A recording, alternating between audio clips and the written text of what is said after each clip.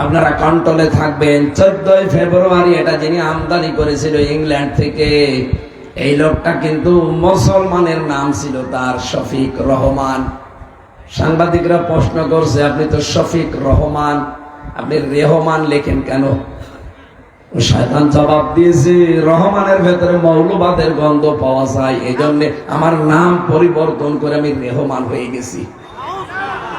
যে লোকটা আল্লাহর নামকে রহমান থেকে রেহমান বানিয়ে ফেলতে পারে, তার নিয়ে আসা আমদানি করায় 14 ফেব্রুয়ারি ভালোবাসা বিশ্ব বেহায়া দিবস কোন মুসলমান পালন করতে পারে? এক বছর বছরে অনেকে টাকা গুছিয়ে রাখতেছে, 14 ফেব্রুয়ারি সকিনাকে ফুল কিনে দেবে। না, এটা বন্ধ করা লাগবে। এই দিবস আমাদের জন্য না, ইংল্যান্ডে ইহুদি খ্রিস্টানদের জন্য। এই কথা বলেন না কেন? সুতরাং এই অনর্থক কাজ যেন সামনে কেউ না করি। যারা করছে করুক, আপনারা করবেন না। এক কথা বলেন না কেন?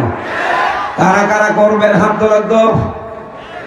হ্যাঁ, বলেও মানুষ হাত তোলো তুমি না, ঠিক আছে। 14 ফেব্রুয়ারি বিবাহিত মানুষ যারা আমরা পালন করতে পারি, কি করব? ওই দিন দরকার হয় ফুল কিনে মিষ্টি কিনে স্ত্রীকে দেন। যাদের বউ নেই তারা ঠিক বলা দরকার কি? লাগবনের ব্যাখ্যায় পেয়েছি, এই পৃথিবীতে যত অনর্থক কাজ আছে, সবচাইতে অনর্থক কাজ মানুষের তৈরি করা আইন প্রতিষ্ঠার আন্দোলন করা। সুতরাং বাংলাদেশে যারা আল্লাহর আইন বাদ দিয়ে মানুষের তৈরি করা আইন কায়েম করার জন্য রাজনীতি করেন, আপনি অনর্থক কাজে আছেন। আপনার জন্য জান্নাতুল ফেরদাউস নেই। কথার অর্থ বুঝেছেন? কারা হাত তোলেন তো। এই আন্দাজে হাত তুলবেন না। আলহামদুলিল্লাহ, ঠিক আছে, ঠিক আছে, মাহফিল সাকসেস।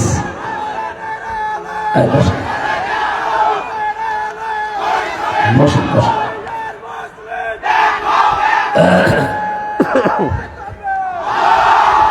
আলহামদুলিল্লাহ, আমি যা বোঝাতে চেয়েছি বুঝে ফেলেছেন নাকি?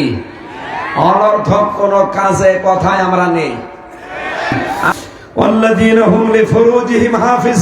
যারা তাদের লজ্জা স্থানের হেফাজত করে, আর এটা এখন সবচাইতে বেশি দরকার। এই কথা বলে না কেন? সুতরাং 14 ফেব্রুয়ারি আবার বলছি, পালন করবেন।